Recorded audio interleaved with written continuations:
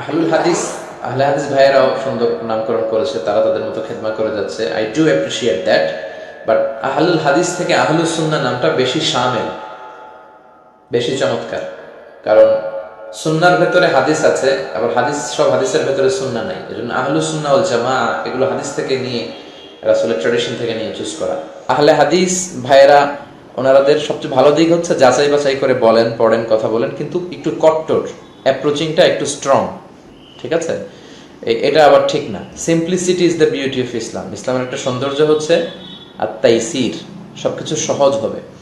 কোনো মুফতি যদি legal opinion দেয়, ফতোয়া দেয়, আর সেটা যদি আমাদের স্যুট না করে, মানতে কষ্ট হয়, বোঝা যাবে যে something is missing in this fatwa, in this legal opinion, and scholar should revise the issue.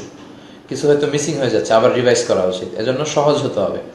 আহলে হাদিস ভাইদেরকে সুস্বাগতম জানাই যে কোরআন হাদিস অনুযায়ী কথা বলে, কিন্তু হানাফিদের সাথে ঝগড়া লাগা এগুলো না করে একটু দরদের জায়গা থেকে বিনয়ের সাথে আপনাদের পদ্ধতি মানহাজ আপনারা তুলে ধরুন।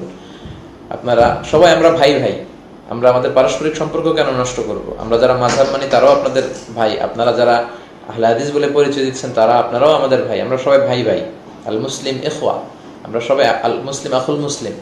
তো আমাদের ভ্রাতৃত্বের সম্পর্ক আমরা নষ্ট করব না।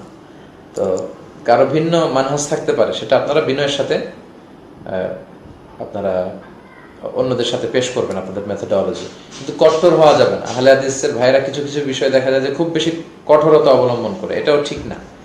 ফ্লেক্সিবল হওয়া উচিত। যারাই খেদমত করছেন, যে সেক্টরেই করছেন, আল্লাহ সবার খেদমতকে কবুল করুন।